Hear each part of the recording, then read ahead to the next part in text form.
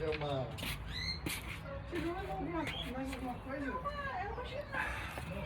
Olá, hoje é o dia da leitura, porque eu furei ontem e hoje não pode passar, não é mesmo? Eu vou ler aqui na laje, com uma vista bonita. Então vamos começar.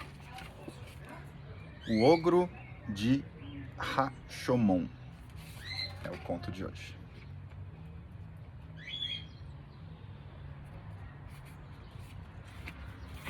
Vamos lá. O Ogro de Rashomon. Há muito tempo, a população da cidade de Kyoto estava sendo aterrorizada pelos relatos de um terrível ogro que, diziam, assombrava o portão de Rashomon durante o anoitecer e capturava qualquer um que passasse por lá.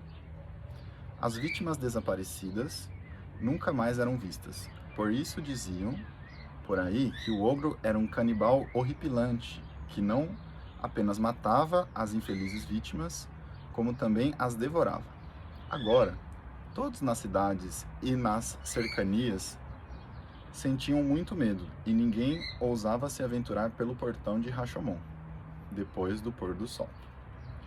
Naquela época, vivia em Kyoto um general chamado Haiko, que havia se tornado famoso graças aos diversos feitos de coragem.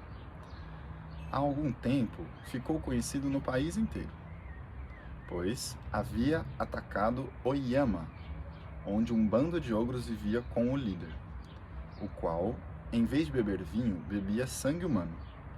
Ele tinha derrotado todos e degolado o monstro líder.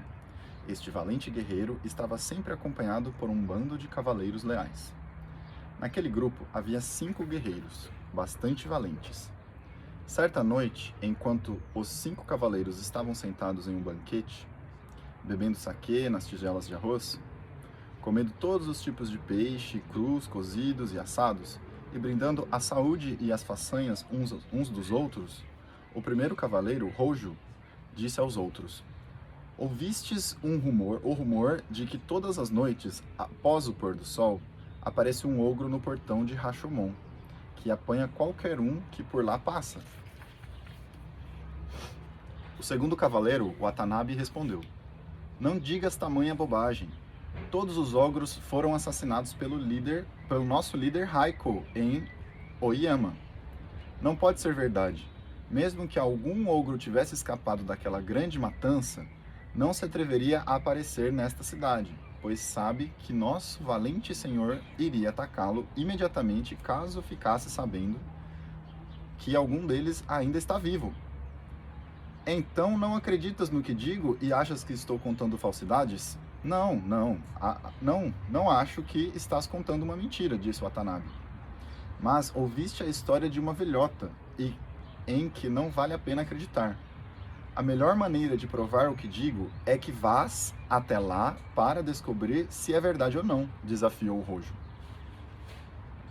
Watanabe, o segundo cavaleiro, não conseguia suportar a ideia de que o companheiro pudesse pensar que ele estava com medo. Então respondeu no mesmo instante: claro, eu mesmo irei e descobrirei. Assim, Watanabe se preparou de imediato para partir. Pegou a longa espada, vestiu a armadura e amarrou o capacete. Quando estava pronto para partir, disse aos outros: dai-me algo para que eu possa provar que estive lá. Um dos homens então pegou um rolo de papel, uma caixa de tinta, nanquim e de pincéis. E os 4 camaradas escreveram seus nomes em um pedaço de papel. Vou levar isso, disse Watanabe. Vou colocar no portão de Rashomon. Então, amanhã de manhã, todos devereis ir para lá. Até lá, serei talvez capaz de capturar 1 ou 2 ogros.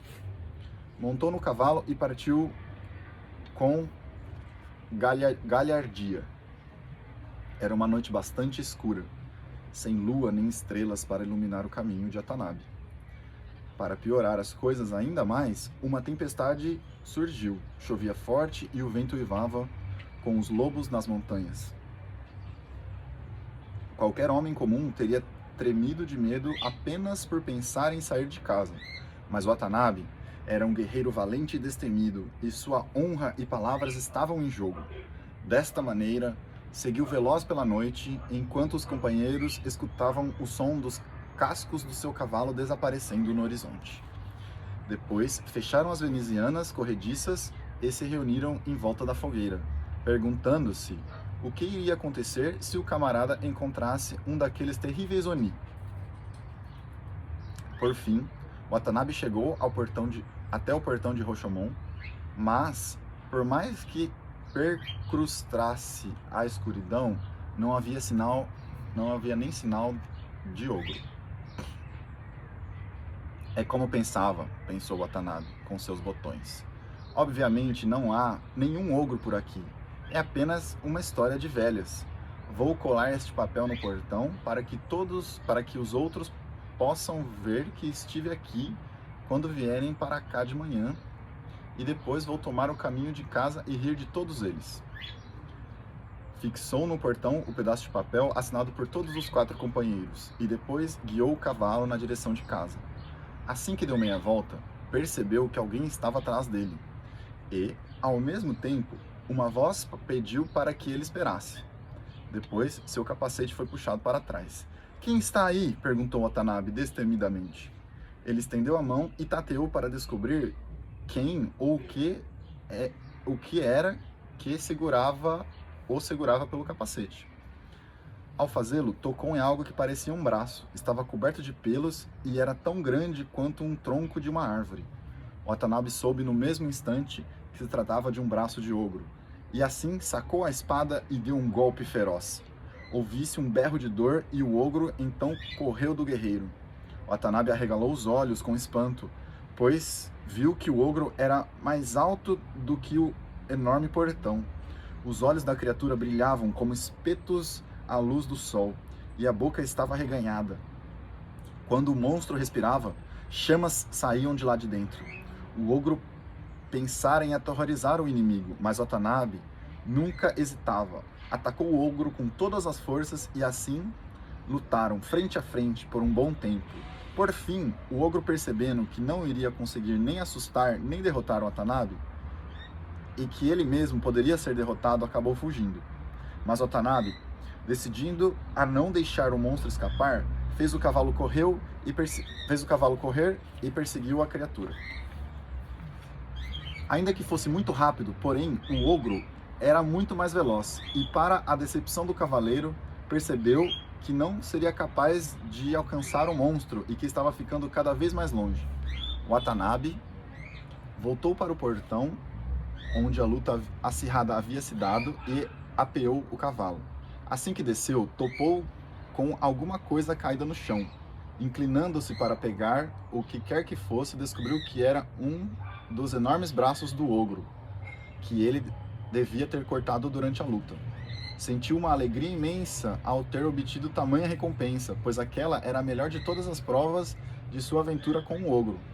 Então, o cavaleiro pegou com cuidado e o levou de volta, como um troféu da vitória. Quando retornou, mostrou o braço para os companheiros, que lhe chamaram de herói do bando e lhe ofereceram um grande banquete. Seu magnífico feito se espalhou por Kyoto. As pessoas de longe e da vizinhança apareceram para ver o braço do ogro. Watanabe passou a ficar apreensivo, pensando em como ele manteria o braço em segurança, pois sabia que o ogro, a quem o membro pertencia, ainda estava vivo.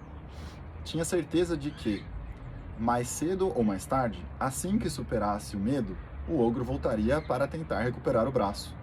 Watanabe, portanto, mandou fazer uma caixa de madeira resistente, reforçada com ferro. Nela, colocou o braço e depois selou a tampa pesada, recusando-se a abri-la para qualquer pessoa.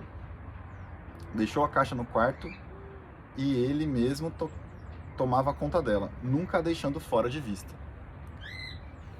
Certa noite, porém, alguém batendo na porta pediu acolhida. Quando o criado foi até a porta para ver quem era, havia apenas uma senhora, de aparência bastante respeitável.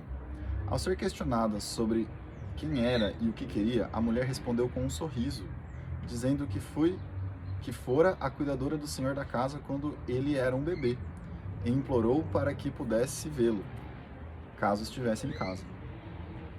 O criado deixou a senhora esperando na porta e foi dizer ao amo que a velha cuidadora tinha vindo para vê-lo. Watanabe achou estranho ela aparecer àquela hora da noite, mas, ao pesar da, ao pensar na velha cuidadora, que tinha sido como uma mãe adotiva para ele e a quem ele não havia muito tempo, um sentimento muito terno por ela despontou em seu coração, e assim pediu ao criado que a deixasse entrar.